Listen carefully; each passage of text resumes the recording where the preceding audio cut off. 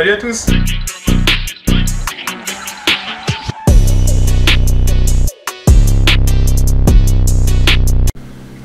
Salut à tous!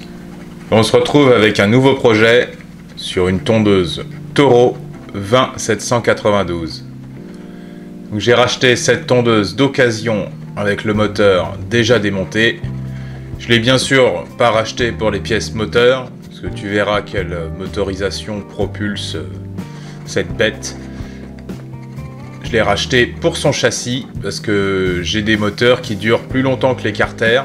La tendance aujourd'hui c'est plutôt l'inverse, sauf pour le matériel bas de gamme, où c'est soit le moteur ou soit le châssis avec des roues très fragiles qui cassent. Bon là il s'avère que c'est une machine qui coûte quand même un peu cher neuve, elle est entre 1100 et 1300 euros, malgré le moteur qu'il y avait dessus. Un moteur qui... Enfin, c'est une marque qui s'est appuyée sur sa réputation. C'est jamais une marque que j'ai beaucoup aimée. Par contre, je vais mettre une marque de moteur qui est beaucoup plus fiable et robuste à la place. Donc c'est un carter assez récent, bien qu'il date de 2016. Comme tu peux voir, avant de l'amener dans l'atelier pour travailler dessus, j'ai préféré nettoyer, parce que je crois qu'en 8 ans, la machine n'a jamais été nettoyée. Ce qui est assez incroyable, surtout quand tu mets un SMIC dans une tondeuse. C'est quand même préférable de l'entretenir un minimum. Donc c'est une tondeuse assez récente pour moi, qui a plusieurs options qui sont assez sympathiques, comme un embout mulching qui peut être mis par l'arrière. Il y a un grand panier de ramassage en toile et il y a aussi l'évacuation des brins d'herbe par l'éjection latérale sur le côté avec un petit déflecteur. Donc je lui fais un bon coup de nettoyage déjà en grattant et avec un nettoyeur haute pression que j'ai emprunté qui fait que 120 bars. Donc ça n'a pas tout nettoyé à fond, mais ça a déjà enlevé une sacrée couche.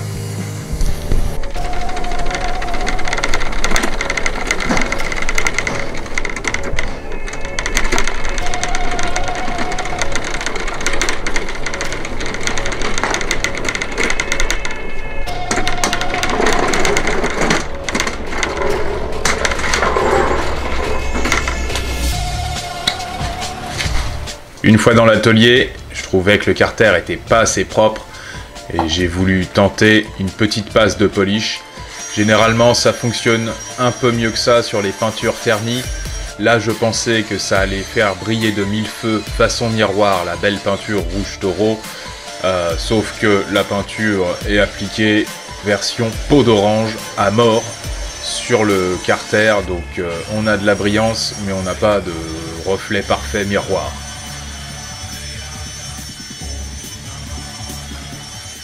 Hey folks, don't forget, you must clean your machine.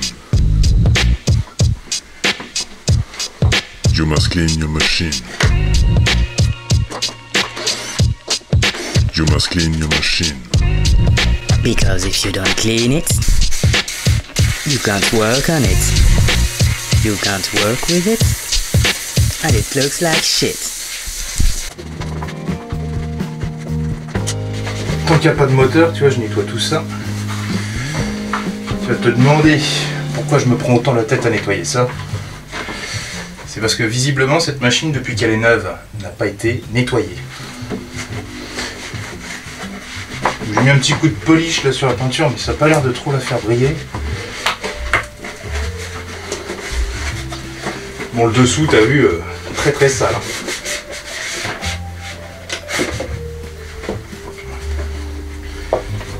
Et donc tu vas voir quelle motorisation elle avait cette machine.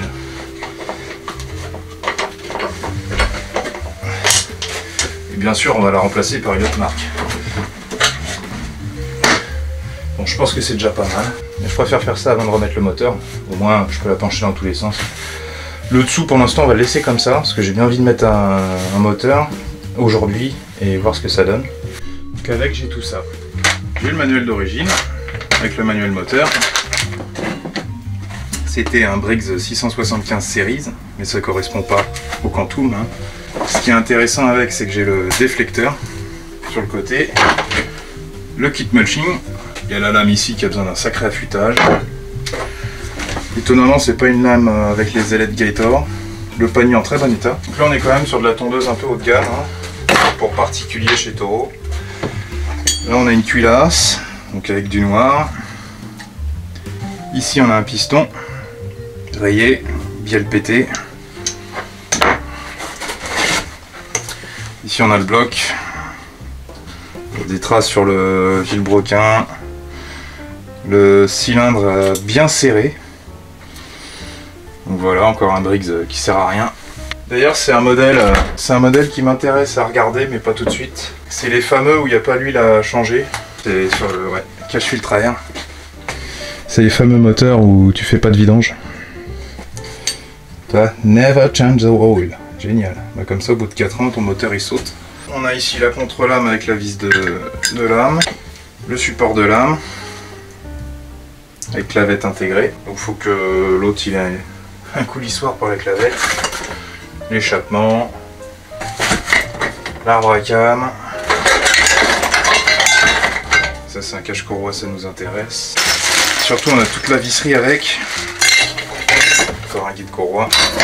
D'ailleurs j'ai contrôlé les dimensions de vilebrequin et c'est un 2,5 par 7. Donc ça j'ai un bon GCV à mettre dessus. Qui a besoin d'être testé parce que je me rappelle plus de où ça en était avec celui-là. Mais je sais que dans mes GCV j'en avais un qui déconnait, c'est peut-être celui-là. En tout cas il y a le frein moteur. Il faut que je rajoute une manette d'accélérateur sur le châssis. Donc voilà le châssis. Bon bah ça va, il est pas bouffé. Ce serait bien de le passer à la brosse métallique assez fine et ça sert pas à grand chose de mettre un coup de peinture, mais ça dépend ce que j'en fais. Si j'en fais cadeau de cette machine, peut-être m'attaquer un peu plus à l'esthétique. Le boîtier de traction était rempli de fils. D'ailleurs il y en a encore.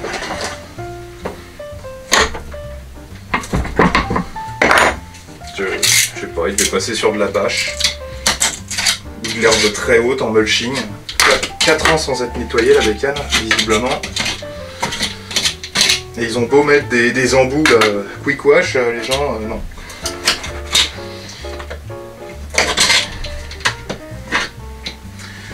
Toro, moi j'en ai rarement été déçu, sauf peut-être en ramassage. Ce qui est pas mal. Celle-là elle est pas mal parce qu'elle est en alu. Ah ouais. On dirait des poils de chien, je sais pas. J'ai eu beau la passer au Karcher, elle est encore sale. Après j'ai emprunté le Karcher du voisin, mais il est pas très puissant. Donc, hop. On n'a pas de roulement de pont là-dessus, c'est en laiton. La courroie de traction, ça va. Et donc dessus, bah, je mettrai bien mon GCV. J'ai trouvé 3 vis. Qui devrait le faire. Il n'y a que la couleur du cache qui dénote un peu. Je crois que j'ai un cache noir pour Honda GCV.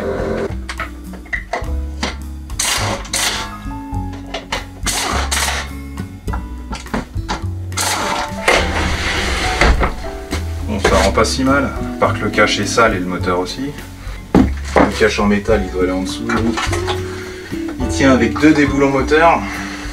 Donc avant de mettre le support moteur, c'est bien d'enlever toute la rouille, de bien graisser. Nous, on va utiliser l'emplacement prévu pour la clavette ici.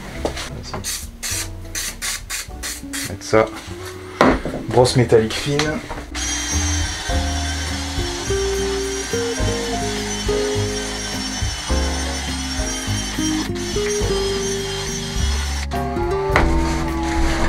La dévore que t'entends à côté. Ça c'est pas mal. Je vais y mettre de la graisse. Voilà. En sorte qu'il y en ait sur toute la surface.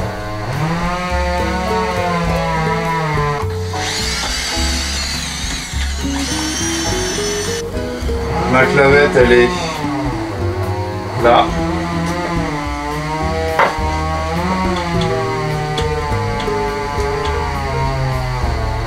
J'ai déjà passé la courroie. Tac. Là, elle est bien foncée.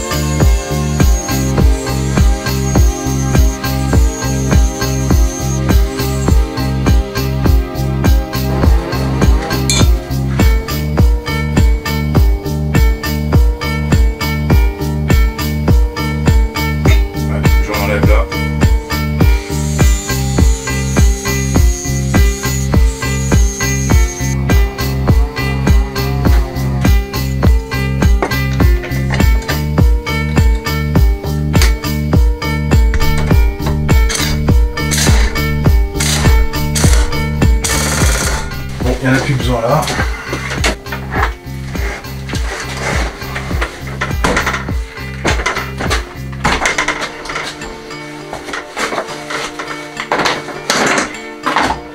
Bien sûr, elle est réglée à ras du sol.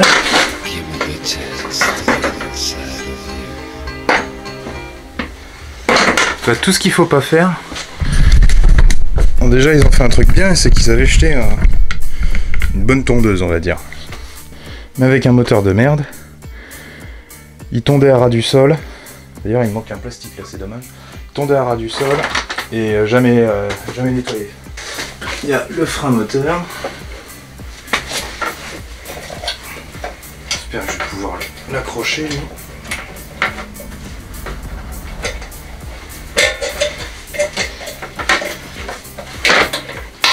Des fois, ils ont pas assez de course aussi. La manette, elle est un peu tordue, j'ai l'impression. Ça a l'air d'aller. Ouais.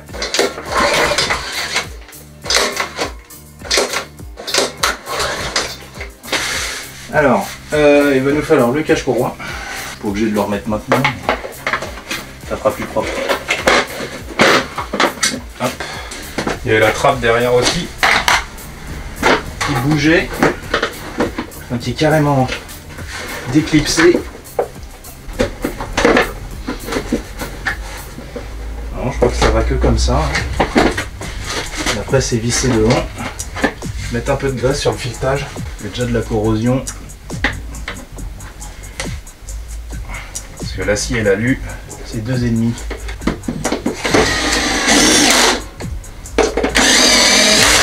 La manette d'accélérateur, c'est un Z sur celui-là.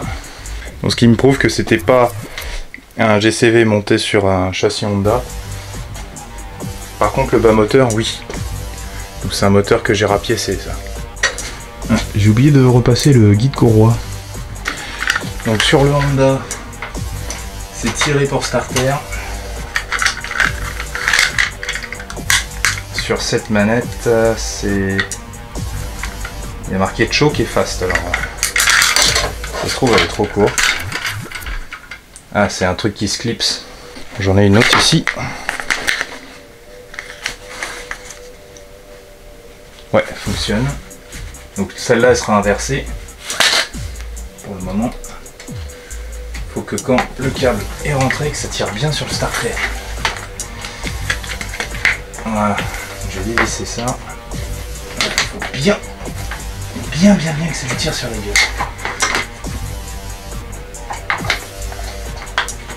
Ouais, donc là il est bien activé le starter. On va bien serrer ça. On va lui mettre de l'huile, de la benzène. On se retire le starter à fond. Après des fois il y a des petits réglages de tringlerie à faire hein, sur ceux-là. Je vais pas tout mettre pour l'instant. Il y a quand même un peu moins d'1 litre. On est parfait. Et ben. Je vais la mettre dehors, je vais mettre de l'essence, puis on essaye tout de suite si ça démarre.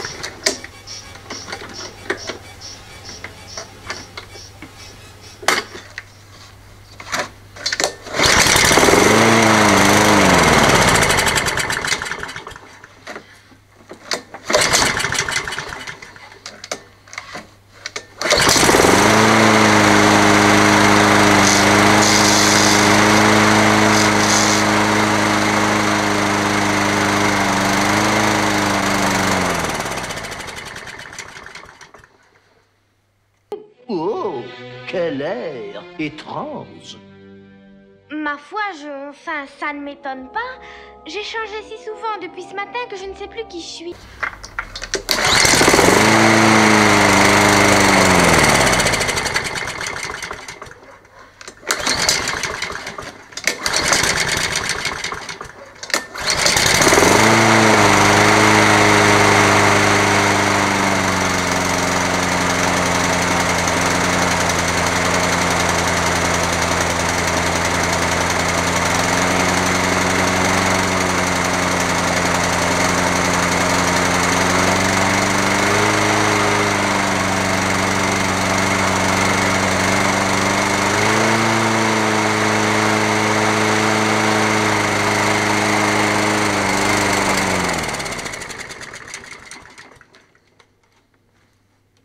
Bon, voilà comment décider.